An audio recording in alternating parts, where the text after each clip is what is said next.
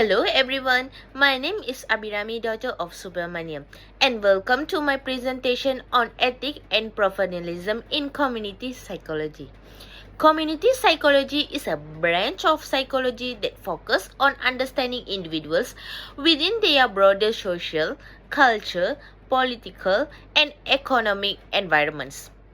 This field emphasizes social justice, empowerment, and system-level change, all essential for promoting well-being in diverse communities. Ethics and professionalism are foundational in this content. They help us build stable and respectful relationships, especially when working with marginalized or vulnerable population. In this presentation, I'll be discussing the core ethical principles that guide community psychologists, the importance of professionalism in community settings, and how my personal and professional values influence ethical decision making. The first slide, defining ethics in psychology.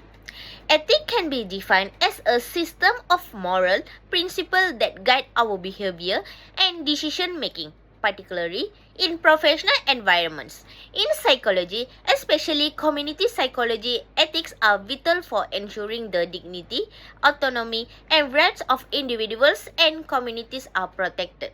Why is this so important? Community psychologists often work with people facing systematic challenges such as poverty, discrimination, or mental health disparities.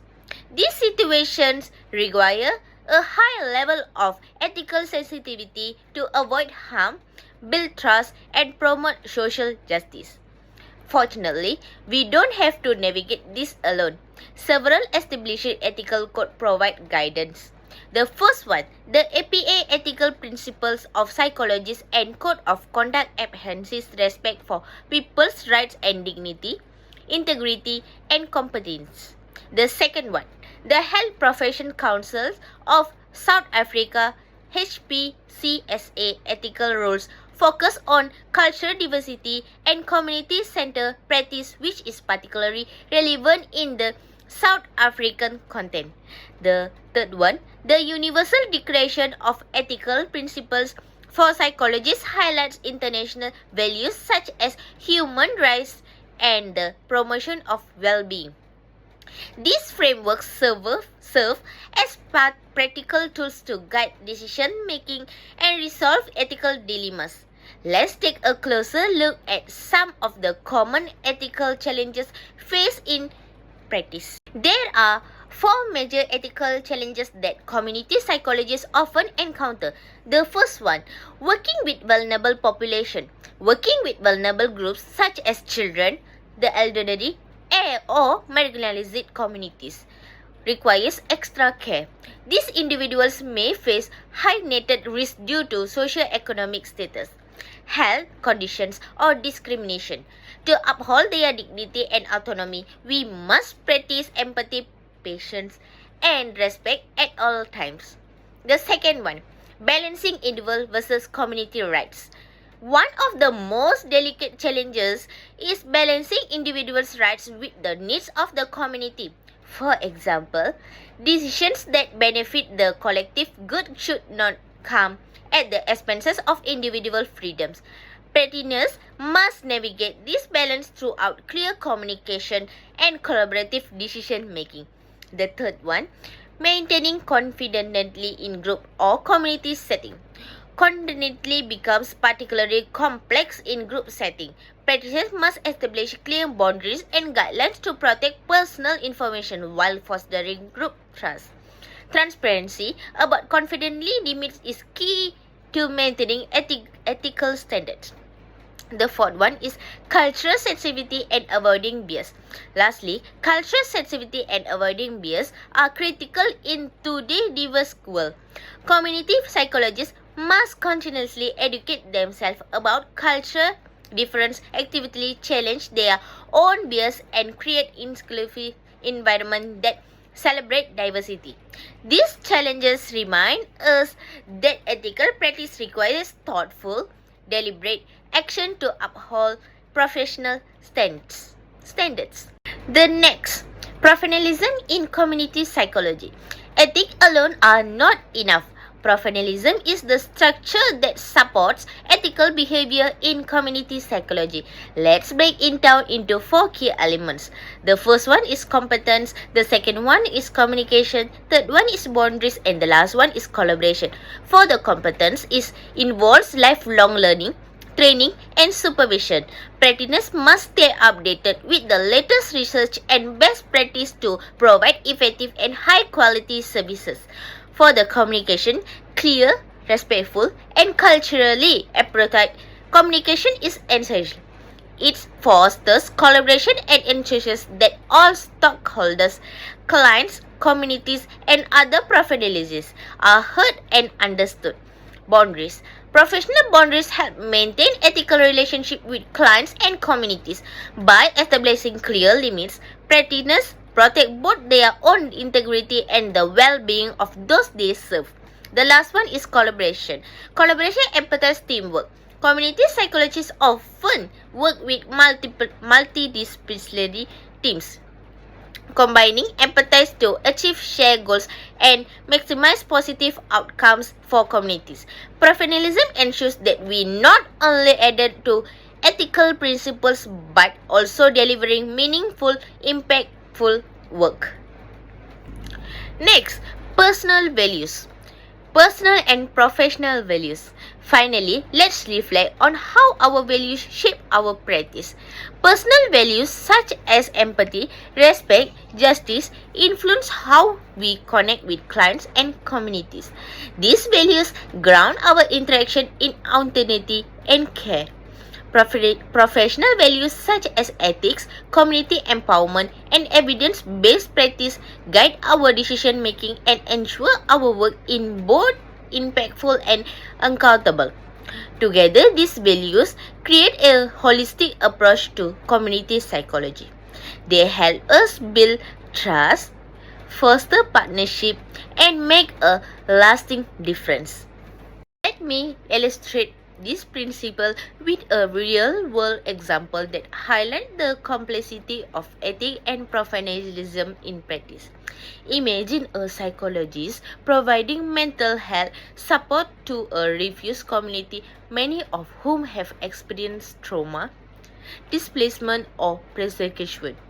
One day, a government agency contacted the psychologist with an official request to access the psychological records of several clients, citing concern related to national security immigration control. At this moment, the psychologist faces a serious ethical dilemma. On one hand, there is the duty to protect client confidentiality, which is central to building trust and ensuring clients feel safe to speak openly. On the other hand, there's a potential legal obligation to cooperate with the authorities. The first step is to clearly identify the ethical conflict, the tension between upholding client confidently and complying with a legal request. This is not a black and white issue. It requires careful navigation. Next, the psychology concerns relevant resources, local privacy laws, licensing regulation, and professional ethical codes such as those from psychological associates. These often provide guidance but may still leave room for interpretation. The psychologists also seek input from supervisor, legal advisor, or ethical communities. This step is crucial not only to gain clarity but also to ensure accountability and reduce the risk of acting in isolation. Once the legal and ethical landscape is clearer, the psychologists then consider how to communicate transparently with clients, explaining their rights, what information may be shared, and what steps are being taken to protect them.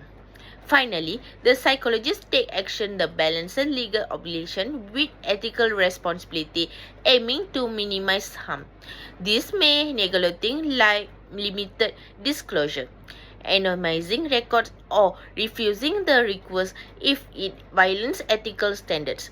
This scenario shows how ethical practice isn't just about following rules, it's about thoughtful decision making, protecting vulnerable clients, and maintaining professionalism integrity even in difficult situations.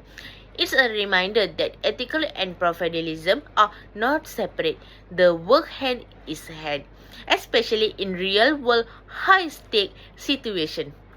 In conclusion, ethics and professionalism are not just checkboxes in community psychology. They are its very foundation. They shape how we engage with individuals and groups, especially in vulnerable or marginalized communities.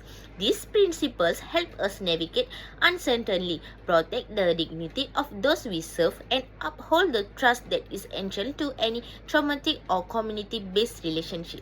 When we face ethical dilemmas, whether it's about confidentiality, cultural sensitivity, or the balance between individuals and community needs, our responses reflect more than just knowledge. They reflect our values. Choosing to act ethically, even when it's hard or involvement, demonstrate our deep commitment to integrity, equity, and social justice. In this field, we are not just practitioners. We are allies, advocates, and often lifelines for people navigating systematic barriers and personal trauma. By staying informed about ethical standards, seeking guidance when needed, and reflecting critical on our actions, we not only avoid harm, we actively create space for healing and empowerment. Ultimately, how we show up in moments of ethical tension defines us not just professionalisms but a human beings striving to make a difference. Thank you for your attention today. Your willingness to engage with this complex and important topic is a testament to your own professionalism and commitment to ethical practice. I hope you live with only greater clarity but also a renewed sense of purpose in the meaningful work we do. Thank you.